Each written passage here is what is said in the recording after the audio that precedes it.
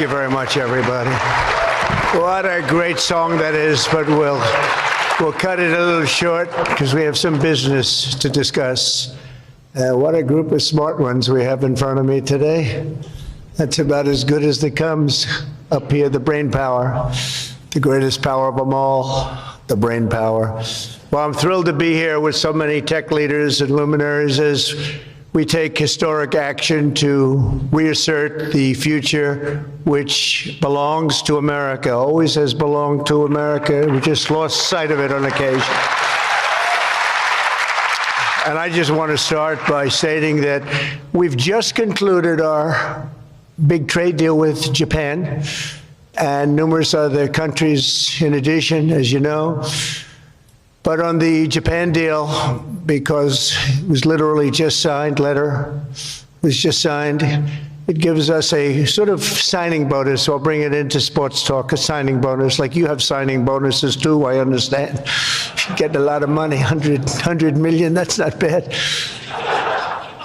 But that's not as good as the signing bonus we got. We got a $550 billion signing bonus for the country.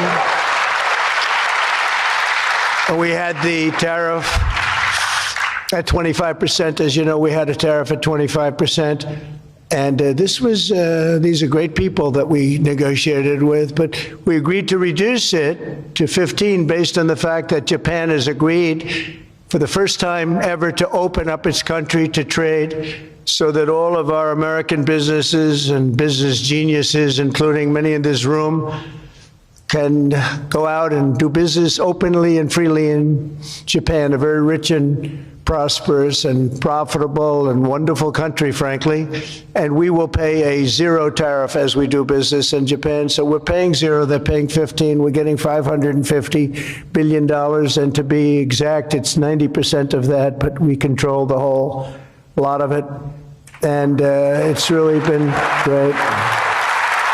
And they're very happy, and their stock market went up, and our stock market went up, and that's supposed to be the way it is. Ours went way up, and theirs went up. And we've made numerous other deals like that. But the opening up of a country is very important to us. We have numerous countries that have opened their doors, just made some incredible transactions, but we're going to have a very, very simple tariff for some of the countries. There's so many countries you can't negotiate deals with everyone, so we'll have a straight, simple tariff of anywhere between 15 and 50%. A couple we have 15 because we haven't been getting along with those countries too well, so we just say, let's pay 50, and that's the way it is. But remember, we get countries that were closed, always closed. Everyone in this room would never remember any of them to be open. We've offered such a deal to the European Union, where we're in serious negotiations, and if they agree to open up the Union to American businesses, then we will let them pay a lower tariff. So the tariff is very important, but the opening of a country, I think, can be more important if our businesses do the job that they're supposed to be doing. Such openings are worthy of many points in tariffs, and they're a good thing, not only for, as an example, Japan or Europe, but certainly a great thing for America because it allows our businesses to go out and fairly compete and do really well if they compete properly, like the people that I know. Everyone in this room practically I know has competed very successfully. I haven't seen any, and I know the losers just like I know the winners. I tell you, I don't see any of the losers here. But now if some of the countries that pay 25% or more on autos complain, remember that Japan was willing to pay upfront the $550 billion for that privilege of negotiating with the United States of America. We also made a deal yesterday with the Philippines and Indonesia, which in both cases will be opening up their country. And we're in the process of completing our deal with China. And as you know, the UK, we made a deal. It was a very good deal for everybody. Everybody's happy. It's always nice when everybody can be happy. But mostly we'll be charging straight tariffs to most of the rest of the world because we have over 200 countries. People don't realize that's a lot of deals. Even if you're like me, a deal junkie, that's a lot of deals. That would be too much for anybody. Ooh. How did we do with this country that I never heard of? We got a lot of deals cooking, but America is taking in hundreds of billions of dollars like it never has before. Investments into our country at the highest point ever in history, and we've just really been opened up for business for 3 of the 6 months. The first couple of months, we got ourselves all set. We've done a great job with our military, as you know. You saw that 2 weeks ago when you saw the way those incredible B-2s flew into Iran and took out an entire nuclear potential deadly force. But I want to thank some of the incredible people that I see before me, including White House AI czar David Sachs. He's been great for organizing this very important summit, and especially for putting it in D.C., where it's a little bit easier. I don't know if it's easy for you, but it's a hell of a lot easier for me. Along with his colleagues at the All In podcast, which is very good. I did that podcast a year and a half ago, and I said, this is something, it was pretty new, pretty raw. Everybody I knew saw that podcast. I said, well, he's got something pretty good. Who is that guy? He's a smart guy, by the way. I think if I ever get in, which at the time people were saying I had a shot, not as good a shot as it turned out. We won in numbers that nobody believes. We won every swing state. We won by millions and millions of votes, winning the popular vote. We won with the districts, as they would call them, 2,750 to 505. And that's why the map is almost completely red, except for a couple of little blue areas on each side of it. But it was a great experience, frankly, for me, and hopefully it's a great experience and been a great experience for our country, because they're saying we had the greatest 6 months that a president has ever had, the opening 6 months. And I'm not even sure, maybe 6 months, I'm not sure it's the opening, but let's call it the opening 6 months. It sounds a little bit nicer. I want to also say hello and thank to Chamath and his wonderful wife, Nat. Thank you very much for being here. Thank you very much. It was great seeing you again. Great couple. David Friedberg, and even, as we know, Jason Calacanis. I say even. Thank you, Jason. Thank you, Jason. I appreciate that.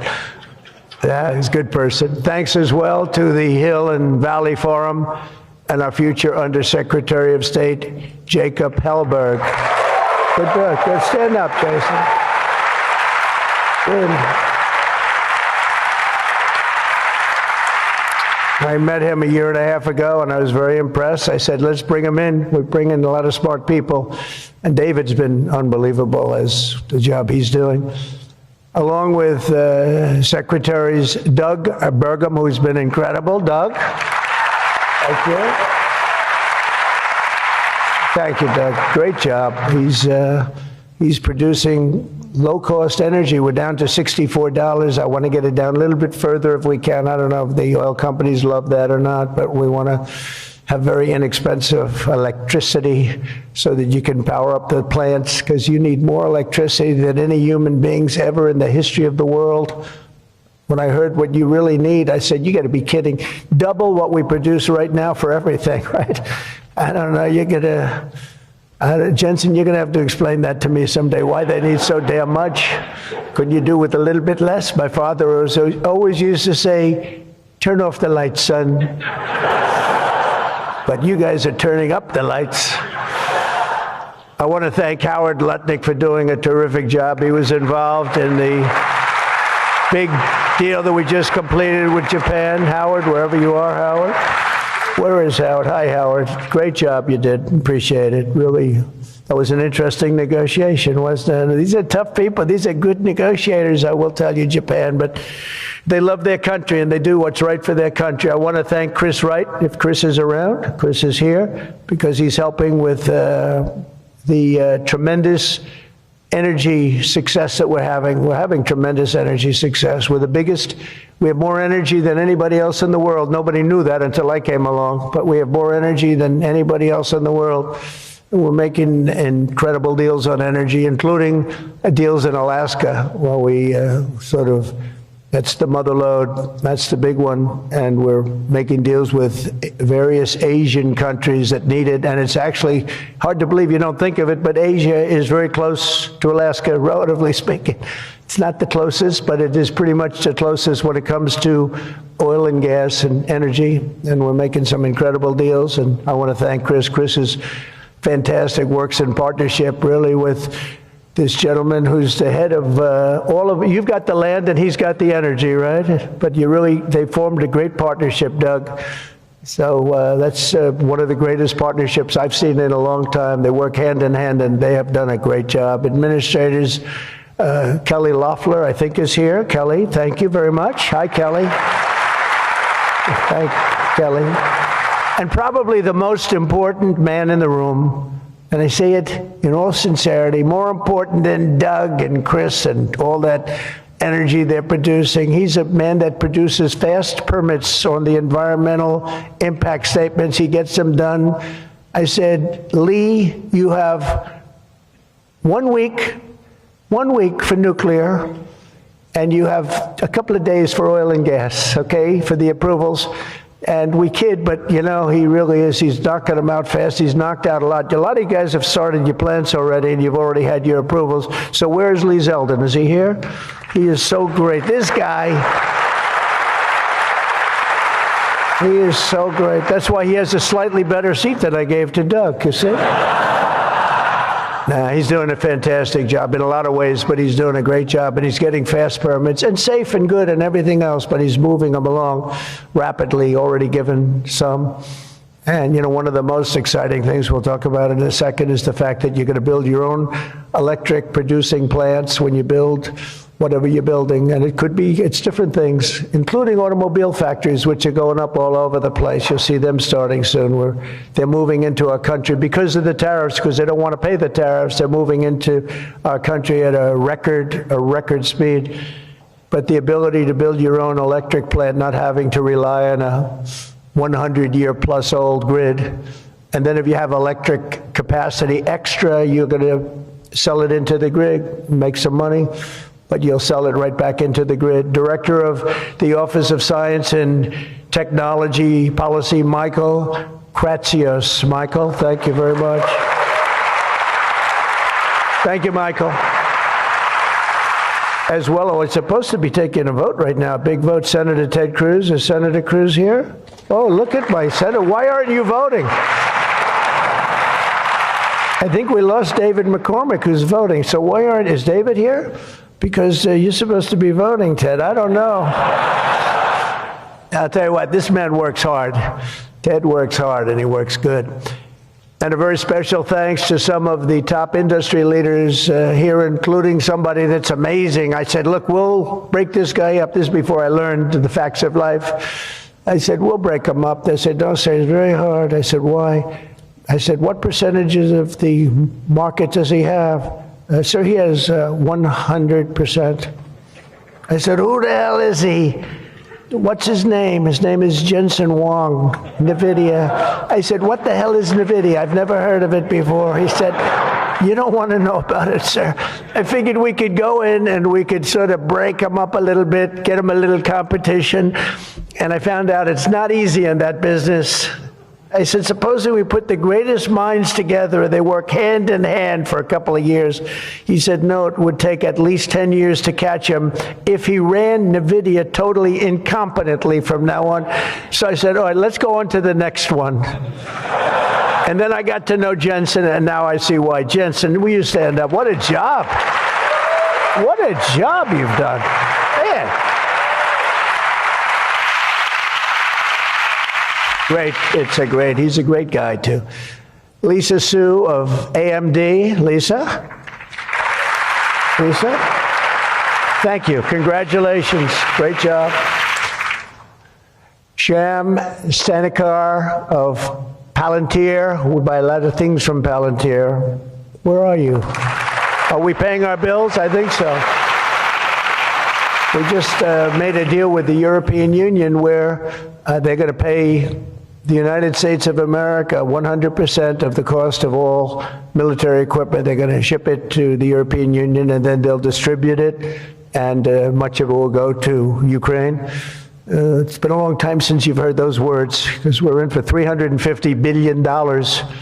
But now we send it to Europe, and Europe pays, and they were great. We had a tremendous NATO meeting a few weeks ago, and it was pretty amazing, actually, what happened. They agreed to go from 2% to 5%, and they had 2% where they didn't pay. They have 5% where they've already paid.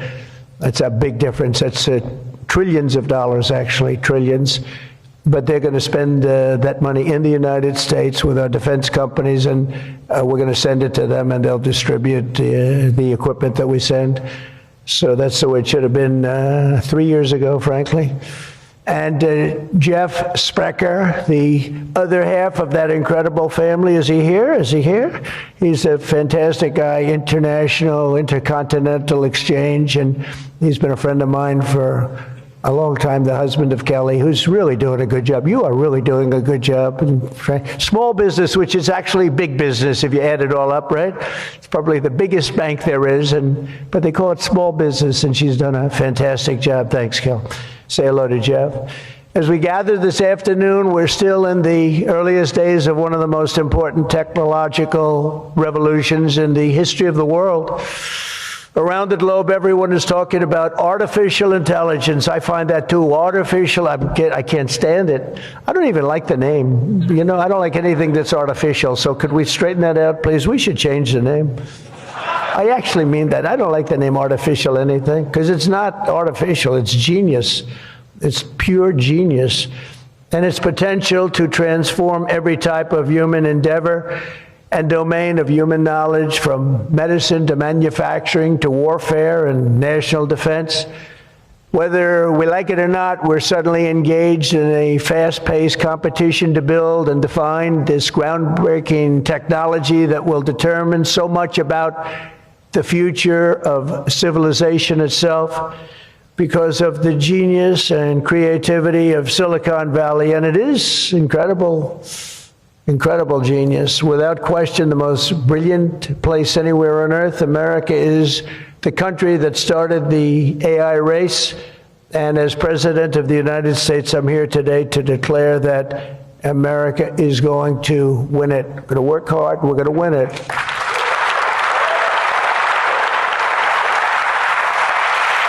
Because we will not allow any foreign nation to beat us. Our children will not live on a planet controlled by the algorithms of the adversaries advancing values and interests contrary to our own. We don't want to have contrary interests. We want to get along, and we'll get along with other countries. We're having a great relationship, as I told you, with those countries that we mentioned, with Japan and Indonesia and so many others.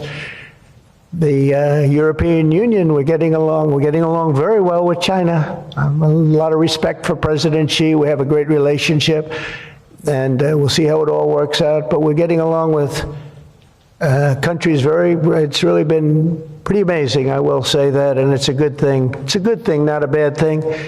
So from this day forward, it'll be a policy of the United States to do whatever it takes to lead the world in artificial intelligence. Such an important thing happening. This is really something that nobody expected. It just popped out of the air, and here we are. But we will defend our nation, our values, our future, and our freedom, and it will be really great. But what we really need to be successful is a very simple phrase called common sense, and that begins with a common sense application of artificial and intellectual property rules. It's so important. You can't be expected to have a successful AI program when every single article, book, or anything else that you've read or studied, you're supposed to pay for. Gee, I read a book, I'm supposed to pay somebody. And, you know, we appreciate that, but you just can't do it because it's not doable. And if you're going to try and do that, you're not going to have a successful program. I think most of the people in the room know what I mean. When a person reads a book or an article, you've gained great knowledge. That does not mean that you're violating copyright laws or have to make deals with every content provider. And that's a big thing that you're working on right now, I know, but you just can't do it. China's not doing it, and if you're going to be beating China, and right now we're leading China very substantially in AI, very, very substantially, and nobody's seen the amount of work that's going to be bursting upon the scene. But you have to be able to play by the same set of rules. So when you have something, when you read something, and when it goes into this vast intelligence machine, we'll call it, you cannot expect to every single time say, oh, let's pay this one that much, let's pay this one. It just doesn't work that way. Of course, you can't copy or plagiarize an article, but if you read an article and learn from it, we have to allow AI to use that pool of knowledge without going through the complexity of contract negotiations, of which there would be thousands for every time we use AI. We also have to have a single federal standard, not 50 different states regulating this industry of the future. And some people would say, gee, that's an unpopular thing to say. I was told before I got up here, this is an unpopular thing because some people, they don't want that. But I want you to be successful. And you can't have one state holding you up. You can't have 3 or 4 states holding you up. You can't have a state with standards that are so high that it's going to hold you up. You have to have a federal rule and regulation. Hopefully you'll have the right guy in this position that's going to supplant the states. If you are operating under 50 different sets of state laws, the most restrictive state of all will be the one that rules. So you could have a state run by a crazy governor, a governor that hates you, a governor that's not smart, or maybe a governor that's very smart, but decides that he doesn't like the industry and he can put you out of business because you're going to have to go to that lowest common denominator. We need one common sense federal standard that supersedes all states, supersedes everybody, so you don't end up in litigation with 43 states at one time. You got to go litigation-free, and it's the only way. And we also have to watch Europe, Asia, and all foreign countries so that they don't make rules and regulations that likewise make it impossible for you to do business, and where you'd have to make everything in AI cater to them, because again, you'd have to cater to the toughest country or to the toughest state. You can't do that because it would ruin it. I just terminated all of the, as an example, California car emissions rules, which were a disaster. It cost them just billions of dollars as an industry, but thousands of dollars per car, the emission rule standard, because they were making the production of an automobile almost impossible, and at a tremendously higher cost, much more expensive than it should cost, for very little gain, for actually, in my opinion, negative gain. The automobile was worse. Under this administration, our innovation will be unmatched and our capabilities will be unrivaled. And with the help of many of the people in this room, America's ultimate triumph will be absolutely unstoppable. We will be unstoppable as a nation.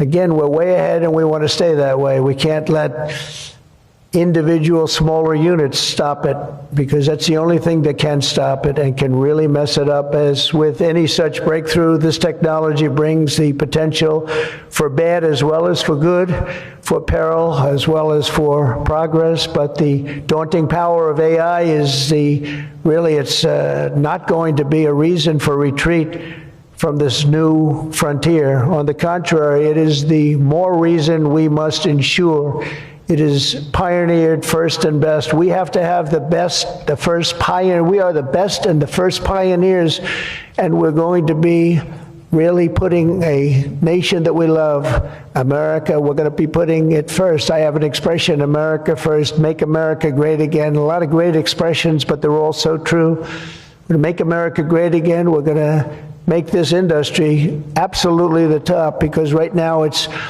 a beautiful baby that's born. We have to grow that baby and let that baby thrive.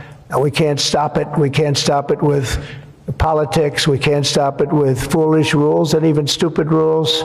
At the same time, we want to have rules, but they have to be smart, they have to be brilliant, they have to be more brilliant than even the technology itself. Surely there will be challenges on the path ahead, but together we will meet them and transcend them all. We are Americans, and we are Americans first. A couple of people I know that don't happen to be from here, but I wish you a lot of luck anyway. I'm looking at three people that are not Americans, but very good people. Please treat them nicely. But we do not shrink from the future or cower in the face of uncertainty. We dominate the future, we conquer new frontiers, and we control our own fate, and we determine, by doing that, our own destiny. Winning this competition will be a test of our capacities unlike anything since the dawn of the space age. I believe that. It's hard to believe as the president, the amount of enthusiasm for this one industry. I mean, I can talk about cars where we're doing incredibly well. We have car companies moving in all the time, but I talk about other industries. Everybody's saying this is going to dominate the world. It's going to dominate every industry that ever conceived. I don't know if that's true. I don't know if it's true. But I can tell you that a lot of very brilliant people think it is true. It'll dominate everything. It will challenge us to marshal all of our strength and flex the muscles of American ingenuity and resolve like probably never before. It will require us to blast through obsolete systems, cut through thickets of regulation. We've got to get rid of some of the regulation, but we want good regulation and rebuild the industrial bedrock of our country. And perhaps most importantly, winning the AI race will demand a new spirit of patriotism and national loyalty in Silicon Valley and long beyond Silicon Valley.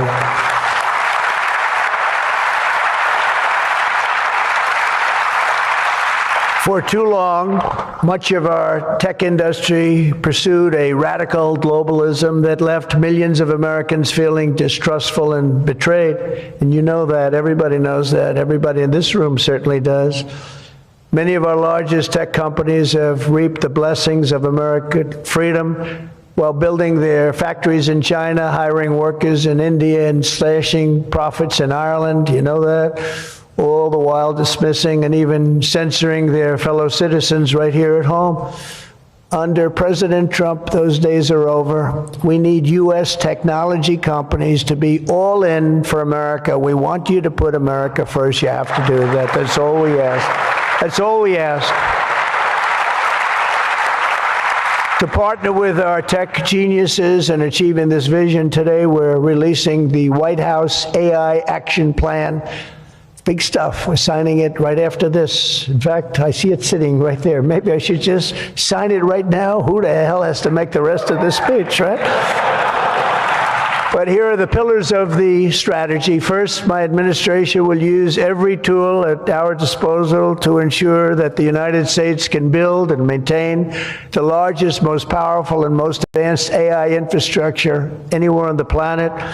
America needs new data centers, new semiconductor and chip manufacturing facilities, new power plants and transmission lines. And under my leadership, we're going to get that job done, and it's going to be done with certainty and with environmental protection and all of the things that we have to do to get it done properly. Virtually all of these large capital investments can be and should be made by the private sector. And they want to do that. They just want to be able to do it.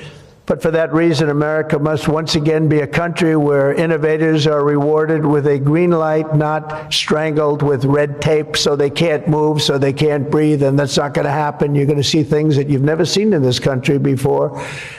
So often, and I've been watching for many years, I've watched regulation. I've been a victim of regulation. A zone change that takes 6 years for a building in Manhattan or whatever, but I was good at zone changes, but it took a long time. By the time you got the zoning, the market changed. You didn't want to build the building. You say, well, but in some cases that made you lucky, didn't it? Huh? In some cases, not too many people understand that in this room, but in some cases, waiting for that approval as the market collapsed was a good thing, not a bad thing. But it's time to reclaim our heritage as a nation of builders, and that's why, upon taking office, I signed a historic executive order directing that every one, and this is so important, for every new regulation, 10 old regulations must be immediately eliminated. So we have old regulations that clog up the books that don't even mean anything anymore. You know, in my first term, I had more regulation cuts than any president in history times 4, and that included two-term presidents, where you're talking about 8 years. We had more than any other president, and I think we may even top it this year. We may very well be able to top it during this period of time, because you're really, you are a regulation-prone group. And we're looking to get those regulations out of your way so you can use your genius. Earlier this month, we also enacted the largest tax cuts in American history when I signed the One Big Beautiful Bill into law. And I think the most important thing in the whole tax cut in terms of pure economics, and I think one of the reasons that my first, we had the most successful economy in history during my first term, and I think this is going to blow it away. So far it is, and I think this is going to blow it away. But the reason we had was I had expensing at 100%. And what we did is we included 100% in this bill, expensing for all capital expenditures, including investments in factories and equipment and structure. Structure wasn't included last time, so even structure, and you're able to write it all off immediately. That's the biggest thing, not 38 years, not 42 years, you're able to write it all off immediately.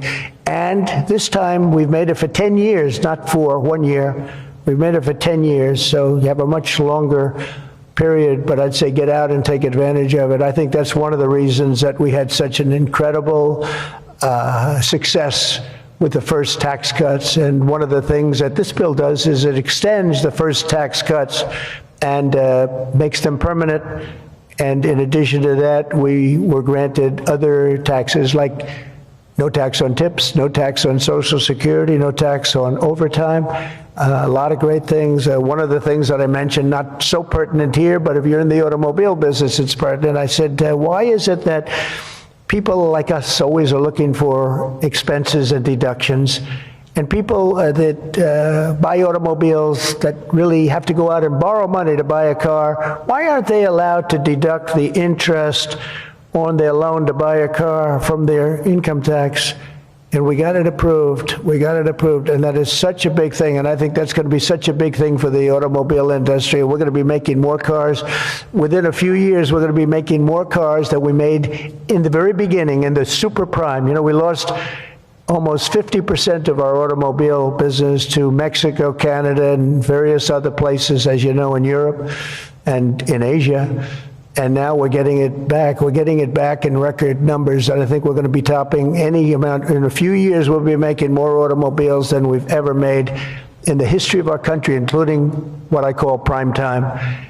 My administration is also pursuing a future of all-out American energy dominance, and on day one, I terminated the Green New Scam. You know what that was? You were all victims to it. Perhaps the second or third greatest scam in the history of our country. I would say the first was Russia, Russia, Russia, and we had a couple of others too. But the Green New Scam was one of the greatest. It's so ridiculous what they've made you do. The carbon footprint. They talked about the carbon footprint, and then Obama hops onto a 747 Air Force One and flies to Hawaii to play a round of golf and comes back. What about the carbon footprint? No, we didn't like that. And what Biden has done is absolutely terrible. He made it impossible, almost impossible for people to do business, not even talking about the border, where millions and millions of people flowed into our country, many from prisons, from jails, from gangs, from mental institutions all over the world. No, we're not doing that. We have to get them out. We've got 11,888 murderers, many of them committed more than one murder. Many of them, more than 50%, committed more murders. We're getting them out of our country, or in some cases they're so bad, we're not getting them out. We're having to lock them up because we don't want them ever to come back, no matter how good we're doing. Last month, you probably read, we had 0 people enter our country illegally. And over the last number of years, you'd have hundreds of thousands, literally hundreds of thousands of people a week pour into our country, totally unvetted and unchecked. And what the hell were they thinking? What they've done to our country is so sad, and we can never forget it. But we're unleashing all forms of energy, including natural gas, oil, and clean, beautiful coal. I instructed my people, in the form of Chris and Doug in particular, you are not allowed to say the word coal without saying clean, beautiful in front of it. You can only say clean, beautiful coal. It's a little embarrassing because we had somebody making a speech the other day, right? And he mentioned the word coal about 30 times because that was the subject. And he kept going clean, beautiful. I wanted to say, okay, just take it easy. You could just, got a little bit crazy, right, Doug? But it's, you know, China's using it. They're building now 57 big power plants, all fueled by coal. And we have to compete, we have to win, and we're going to have clean, beautiful coal, but we have more coal than any. We have more anything in terms of energy than anybody, oil and gas. We also have more coal. In May, I also signed an executive order to rapidly begin construction of safe, reliable nuclear reactors. That's a big thing now. And many of you are going to be using nuclear. You know, I had problems with nuclear. I saw some of the things, but what they've done with nuclear is like what you've done with AI and other things. It's incredible, actually. It's long-term, it's inexpensive, it's safe. What they've done is really amazing. So we opened up the industry, very strict rules, but we opened up the industry, and some of you are going to choose nuclear over oil and gas or whatever it might be. Under the last year of Biden, China added 11 times as much power generation capacity as did the United States. Can you imagine that 11 times? Under the Trump administration, we will be saying those very famous campaign words, drill, baby, drill, and build, baby, build. And we will be adding at least as much electric capacity as China. We think we're going to catch them and maybe even have something a little bit extra. They're going very rapidly, but so are we. And we'll be doing at least as much, and every company will be given the right to build their own power plant. So when you build, you can build your power plant with it, and you are essentially going to become your own utility. It's a utility to yourselves. And as I said, any excess energy you're going to sell back to the grid and make plenty of money doing it. As a result of these pro-American policies since my election, we're seeing trillions and trillions of dollars in new investments. So at this moment, we have almost $17 trillion coming into this country. There's never been a period of time like that. And that's in a period of a few months. In a few months, Meta, Amazon, Google, Microsoft are all investing $320 billion or more in data centers and AI infrastructure this year. Those companies are really, they're really going at it, and they're very smart people, very good people. I got to know a lot of them. You know, I didn't like them so much the first term when I was running. I wouldn't say I was thrilled with them, but I've gotten to know them and like them. I think they got to like me, but I think they got to like my policies maybe much more than me. NVIDIA has committed $500 billion over the next 4 years. Thank you, Jensen. I'm sure that'll be a good investment. If you're doing it, it's good. Thank you very much. It's a great statement. Last week, I was in Pennsylvania as 20 companies announced $92 billion with David McCormick, senator, great guy from Pennsylvania. $92 billion in energy and data center projects, including what will soon be the largest natural gas power plant anywhere in North America. They're going to town. It's already under construction, the largest in North America by far. For decades, we had leaders who spent their time focused on building up foreign nations. Under the Trump administration, we are going to have leaders who are going to build up our nation. This colossal investment in AI infrastructure and many other industries, for that matter, such as automobiles and so many other things, will also create thousands and thousands of great-paying jobs, the kind of jobs we want, including lots of blue-collar jobs. And, you know, our numbers are very good right now, but wait till you see these numbers in 2 years from now. It will mean higher wages and more opportunity for millions of energy workers, HVAC technicians, engineers, electricians, and the hardworking citizens who make our country run. These are great people that make our country actually run. To ensure America maintains the world-class infrastructure we need to win today, I will sign a sweeping executive order to fast-track federal permitting, streamline reviews, and do everything possible to expedite construction of all major AI infrastructure projects. And this will be done. You will get so good a service in so many ways, not only from Lee with the environment, but you need many other types of permits, and you're going to go so fast. You're going to say, well, wait a minute, this is too fast. I didn't expect to go this quickly. This is a problem. I may cause a problem in opposite, but including factories, data centers, and power plants of all kinds, the United States will have total industrial and technological supremacy. The second pillar of our action plan for AI dominance is to get the entire world running on the backbone of American technology, and I think that's very much happening right now, and I think it's going to happen. The last administration was obsessed with imposing restrictions on AI, including extreme restrictions on its exports. As you know, they made it very difficult to export. This alienated American partners and drove even our friends into the arms of China and other countries. That's why upon taking office, I repealed the so-called Biden diffusion rule. Can you imagine that? That crippled American AI exports, the Biden diffusion rule. I wonder who came up with that name, because he has no idea what it is.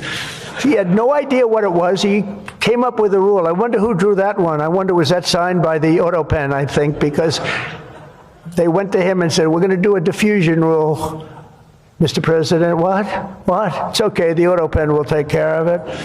It's one of the greatest scandals in the history of our country, let me tell you. Under my administration, we will maintain necessary protections for our national security, but we will never forget that the greatest threat of all is to forfeit the race and force our partners into rival technology. We're not going to do that. We're not going to do that.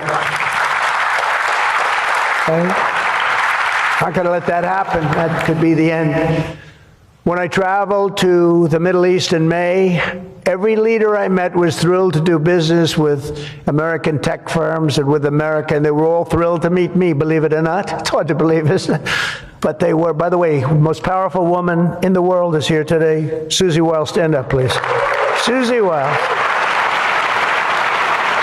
Chief of Staff.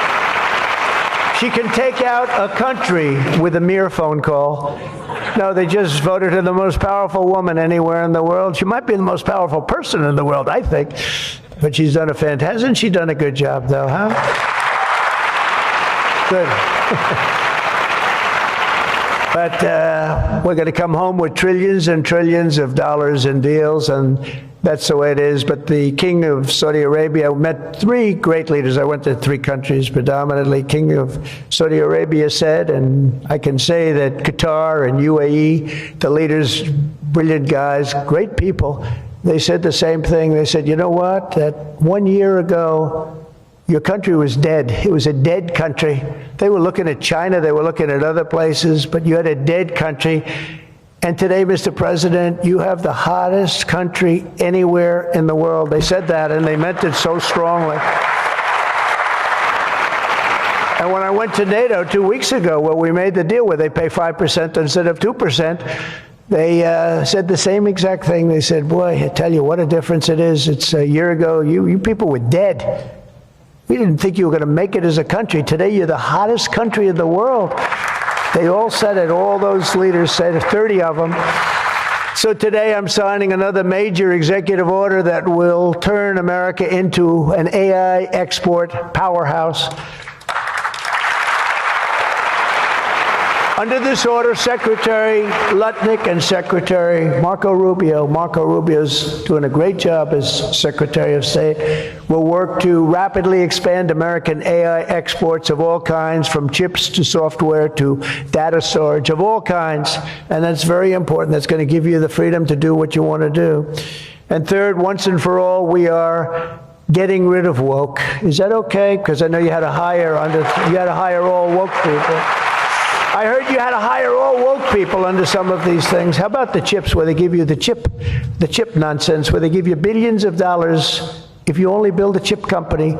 These people have plenty of money. They don't need the money. They need the permits. They need the rights to do it. They don't want to pay tariffs, so they come and they build here. That's why they're coming here. They like, number one, they like me, but they like not having to pay tariffs even more. And they're coming, but Biden gave billions of dollars to companies that have nothing but cash. And they don't say where to build. It's just give them money. But here's the problem. They have to hire lots of woke people. And they say woke isn't for this particular industry. We've noticed that. They're not for a lot of industries, if you want to know the truth. So the guidelines were impossible. They're going to give you money, but you got to hire this and this and this and that. And I don't want to get into it too much because I don't want any controversy today. But you have to hire a lot of people that were not into this particular world that you're in. And so therefore, all the money they gave didn't mean a damn thing. One of Biden's worst executive orders established toxic diversity, equity, and inclusion ideology as a guiding principle of American AI development. So you immediately knew that was the end of your development. But the American people do not want woke Marxist lunacy in the AI models, and neither do other countries. They don't want it. They don't want anything to do with it. That's why on day one, I very proudly terminated Joe Biden's order on woke AI effective immediately. You don't have any of those crazy rules. Crazy rules. And in just a moment, I will be signing an order banning the federal government from procuring AI technology that has been infused with partisan bias or ideological agendas such as critical race theory, which is ridiculous. And from now on, the U.S. government will deal only with AI that pursues truth, fairness, and strict impartiality. We're not going to go through the craziness that we've gone through for the last 4 years. And then we skip 4, and then you go back, and it started then. But it hung around a little while. Now it's not hanging around at all. Now it's actually very uncool, as somebody told me the other day. It's so uncool to be woke. I encourage all American companies to join us in rejecting poisonous Marxism in our technology. It'll be very interesting to see what's happening in New York, because they're actually thinking about electing a communist in New York. They like to call him a socialist. He's not a socialist. He's a communist. But don't worry, you're going to be okay. He still has to get his money from the White House, and that's not going to happen until he shapes up. But as an example, we are not going to allow men to play in women's sports. That's an example. That's one. And they say that's an 80-20 number. They say 80% would be against it. No, it's not 80-20. It's about 97-3. And I don't know who the 3 are. I've never seen anybody. I've never had a person. I've seen everybody. I'm a very open person. They come up to me and they talk to me. I've never had anybody come up, "Sir, you have to let men play in women's sports." I've never had it. I deal with hundreds of thousands of people. Every time I talk to somebody, they talk about AI, they talk about everything, but they've never said, you gotta allow, this is ridiculous, men should be allowed to play in women's sports. It's sort of crazy, isn't it, huh? You have to see, did you see the race? It was a race, a long distance marathon, one of those all-day deals, and we had one of the great female runners, and we had one of the great male runners, and at the end of the day, he won the race by 5 hours and 14 seconds. They waited around for the really good athlete female. It's very demeaning to women, I want to tell you that, but they waited, her parents were waiting for hours. Somebody said, why don't you go back to the hotel and sleep for a few hours and come back and meet your daughter? This is what they do. You got to see the weightlifting records, though. They're the best of all. A woman lifted 212 pounds. It was a world record. It held for 18 years. And now a man who transitioned came up and looked at the bar. How much is it? 212 pounds. Oh, let me try it. Bing, bong. I think he broke the record by 109 pounds. It's going to be a long time. It's going to be a long time before a woman catches that. And these are great athletes and great people, and it's demeaning. And who the hell wants this? We're off of that whole standard, because I just tell you those as examples. We're off of it. The reason the last administration was so eager to regulate and restrict AI was so they could limit this technology to just a few large companies, allowing them to centralize it, censor it, control it, weaponize it, and they would weaponize it. A very dishonest group of people. You probably saw that because we caught them in the act. We really caught them. We had it before, but now we really have them. We have it where it counts. But this is the exact opposite of my approach. The unique strength of the American tech industry has always come from its startups and small tech. It comes through small. Jensen was small. Were you ever small? I think so. When you started in your bedroom, I think you were small, right? He started as very small, and now he's really become very amazing. If you regulate them too much, you kill the source of American genius and technological power. I believe that. Joe Biden had a plan to lose the AI race. I think he wanted to lose it because his plan would never have worked. It would have never been successful. You would have spent a lot of money and you wouldn't have been able to win. They didn't allow you to win, but we have a plan which only admires and respects the winners. Every citizen should take incredible pride in the inspiring feats of American innovators who are pushing the bounds of human knowledge and achievement. The people of OpenAI, Google, Meta, and countless startups are proving once again that America is impossible. You are just impossible to beat. You're not going to be beaten. We're not going to let that happen. When you do your best, when you work your hardest, and when you're allowed to be free of horrible, foolish regulation. And you're going to have regulation, but it's going to be sensible, smart regulation. There's nobody who's going to beat you. As we push even further into this exciting frontier, let us never forget that all of this prosperity and progress has come from the culture of freedom and hard work, merit, ambition, and risk-taking passed down from one generation of Americans to the next. Silicon Valley rose to wealth, fame, and glory by exemplifying these values, and it will win this race not by rejecting them, but by embracing them like they have never been embraced before. We must put America first. This is a nation that invented the light bulb, the telegraph, the television, the telephone, the computer chip, the smartphone, the GPS, the integrated circuit, and even the internet. Basically, we invented everything. What is left? We invented everything. And now it's AI. We invented everything. Does anyone have anything else to say? And now we're going to take it to a new level. But Americans were the first to fly a plane, first to harness the atom, and first to plant our flag on the moon. We mastered the industrial age, we created the digital age, and now we are leading the world into the golden age, indeed, the golden age of America. With your help, that golden age will be built by American workers. It will be powered by American energy. It will be run on American technology, improved by American artificial intelligence, and it will make America richer, stronger, greater, freer, and more powerful than ever before. And I will now do my share by going and signing a name without an auto pen. I will sign it.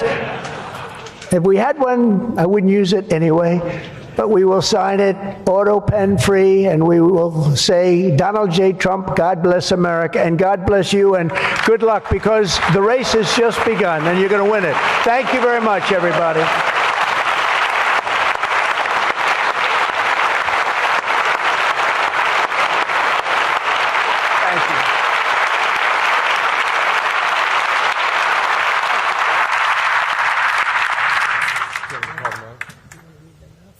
Yes, sir, Mr. President. Let's read the first one out. Mr. President, the first executive order that we've prepared for your signature today relates to federal permitting for data center infrastructure. As you mentioned during your speech, this is a crucial issue affecting the entire AI industry. What this executive order will do is establish fast-track permitting and ensure that the federal government is working to get data centers approved and through the permitting pipeline as quickly as possible.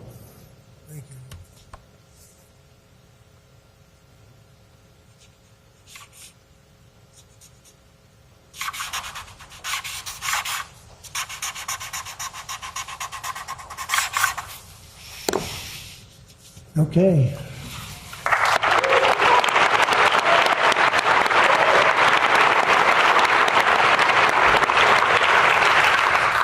As you said before, sir, it's absolutely essential that American AI models and the American AI industry dominates the future of this industry around the world. What this next executive order will do is promote, through various instrumentalities of the federal government, the export abroad of American AI models to ensure American AI dominance in the future. Right.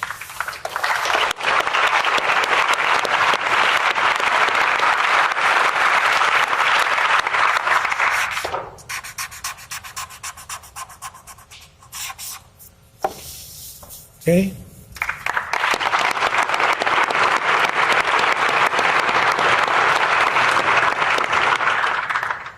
And lastly, sir, as you said in your speech, we don't want woke AI. We want AI models based on accurate information that give accurate information and accurate answers.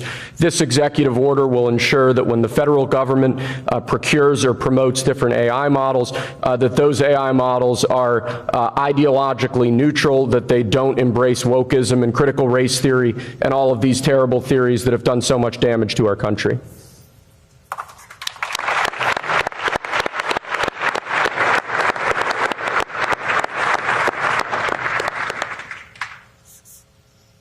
Thank you very much. Thank you, my friend. Good job.